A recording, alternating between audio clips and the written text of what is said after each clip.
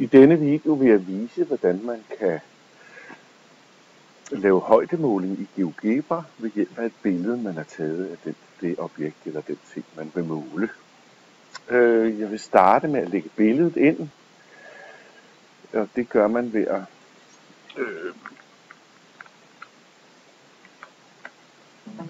at vælge billedet her.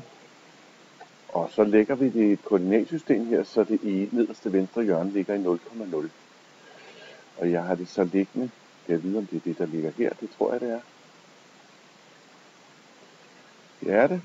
Og nu bliver det jo alt for stort billedet her, så vi klikker lige på egenskaber på billedet.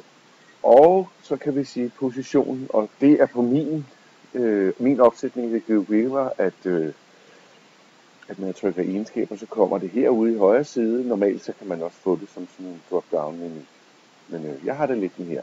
Så det venstre nederste hjørne ligger, hvor det skal, og nu lægger vi lige det andet her. Jeg lægger det i 10,0. Det passer sikkert fint. Så kan du formindske det sådan der. Og så kan jeg trykke, enten kan jeg trykke formindske her. Jeg kan også trykke Ctrl minus og Ctrl pi til højre og pi ned. Og nu følger det ikke koordinatsystemet mere, men det var egentlig også mest for at formindske det. Så vi formindsker det lige lidt mere, så vi kan se det på skærmen.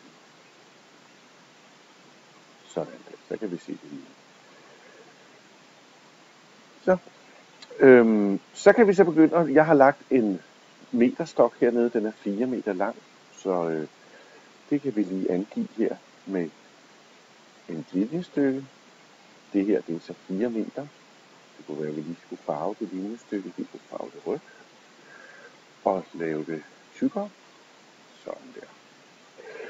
Nu er det så let, at nu har vi de her 4 meter som en reference, og nu kan vi bare lægge et linjestykke ind fra toppen af huset, hvis det er det, vi vil måle, og ned til jorden, det er cirka her. Og det kunne være, at vi skal give denne en anden farve. Lad os lave den blå. Og det er tykkere. Sådan der. Det er den blå, vi gerne vil måle. Og nu kan vi så hernede i inputfeltet, så kan vi prøve at undersøge, hvor mange gange det røde linjestykke kan indeholdes i det blå. Og det gør vi jo, vi skal lige have det til sådan så herovre i algebra-vinduet, så vi får noget, så vi kan finde det, så det kalder vi højdehus. Og skriver jeg lige med. Og så siger vi så, jamen det er jo så linjestykket B divideret med linjestykket A, altså hvor mange gange kan A indeholde til B. Og det ganger vi så med 4, fordi at linjestykket A er 4 meter langt. Så får vi så husets højde her, og det er så 10,4 meter huset.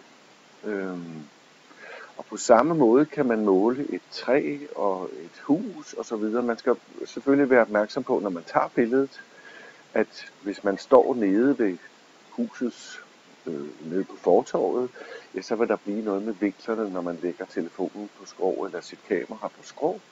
Men det må man så, det er så en fejlkilde, man har. Men sådan kan man lave højdemålet ved at tage et billede.